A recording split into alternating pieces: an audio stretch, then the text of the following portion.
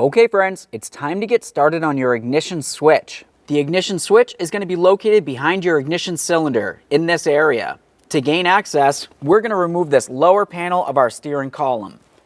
The first thing I want to do is come right over to the lever and make it so I can move this up and down a little bit. After that, I'm going to continue on to my three 7mm headed bolts that hold this cover on.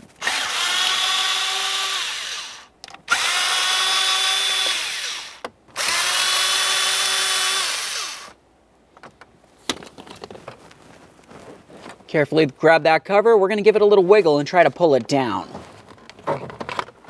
Now that we have that down, we can go ahead and follow this all the way over to the very back of this, and we're going to be able to find the switch.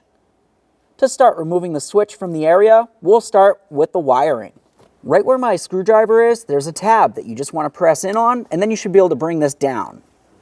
We'll give it a quick inspection and then set it aside. Now to remove both of these bolts, you're going to have to use a Torx bit. It's a T15. I'm going to break this lower one free real quick. I'll get it so it's semi-loose, and then I'll move along to the top one.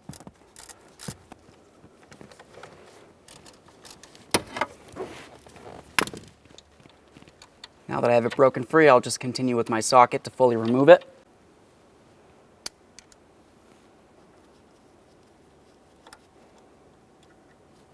Now before we can continue taking it out, let's put the key in and put it in the run position. We don't want to start the car, we just want to have it so it's in that particular position. Now we can make our way over here, we'll grab onto this, we're going to give it a little wiggle and remove it from the vehicle.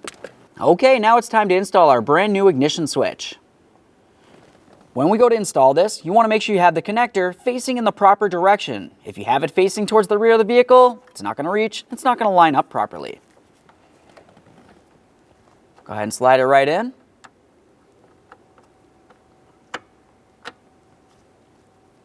Once it's slid in, start in both of your mounting bolts before you tighten either of them.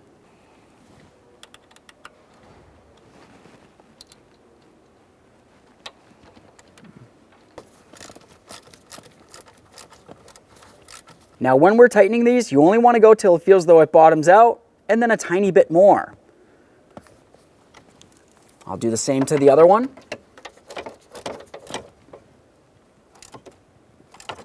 Okay, so it bottomed out. Just make sure it's tight.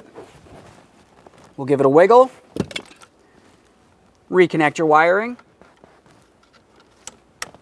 The next thing you're going to want to do is put the key in the start position, start the vehicle, make sure it runs, turn it back off, and we can continue putting our steering column back together. Now it's going to be time for the lower steering column plastics. For these, you can go ahead and carefully take it apart. Let's deal with one side at a time. We want to line up this area with the lock cylinder. Also, up along the top of this panel, there should be an area for a push clip to slide into. Let's go ahead and put this in position and lock it in.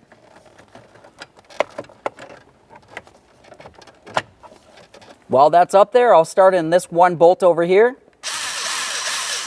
Now that we have this side started in, let's continue on to the other side of the trim panel. Pay attention to this groove. That needs to fit over this.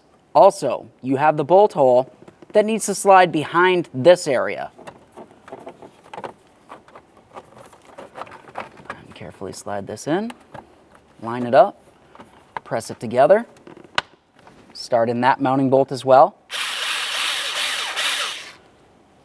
I've left both of these loose. Let's continue on to this one. Now at this point, we can tighten all three. Give it a wiggle to make sure it's secure. Put your steering wheel in the locked position. Okay, once you have everything back together, continue on by putting your key in the ignition. Go ahead and start up the vehicle, make sure it runs, and then take it for a road test. Thanks for watching.